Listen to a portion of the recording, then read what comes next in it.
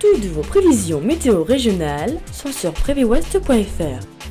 Des prévisions détaillées à court terme. Une tendance météo complète sur 14 jours. Des actus météo en temps réel, avec la possibilité de commenter. La vigilance et toutes les observations en direct. Dès maintenant, connectez-vous. Rendez-vous sur le www.previ-west.fr.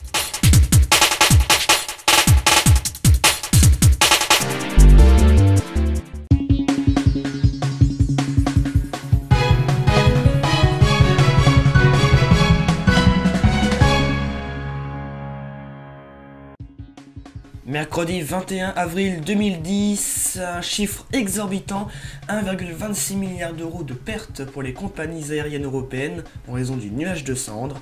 Nous verrons également cette tempête de grêle qui a frappé la Chine hier mardi 20 avril.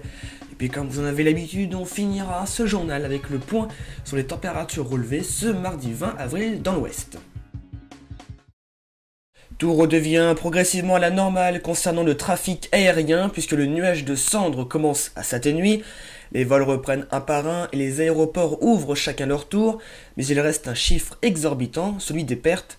Selon le monde.fr, les compagnies aériennes européennes auront, au total, perdu près d'1,26 milliard d'euros, mais l'Europe a annoncé une aide exceptionnelle pour compenser les pertes. Il est bon de rappeler que l'éruption de l'Ejavjol n'en est pas pour autant terminée, et que celle-ci peut durer encore plusieurs mois, voire quelques années, sans forcément bien sûr provoquer de tels nuages de cendres.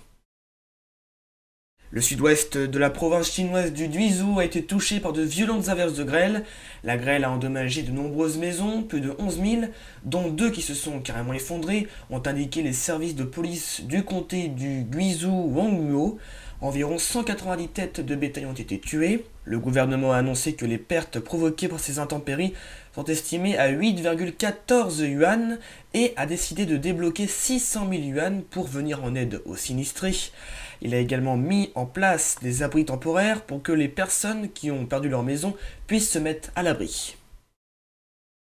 On finit ce journal comme vous en avez l'habitude avec les températures relevées ce mardi 20 avril 2010. Eh bien il faisait encore très doux dans l'ensemble, les températures au-dessus des normales sauf sur les côtes de la Manche avec de 10 à 14 degrés, mais regardez, 16 à Rennes, 18 degrés à Angers, 19 à Tours et une maximale de 20 degrés du côté à la fois d'Angoulême, de Niort ou encore de Blois.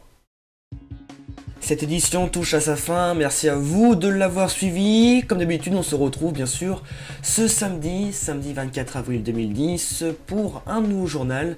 Bonne fin de semaine à tous et peut-être même bonnes vacances.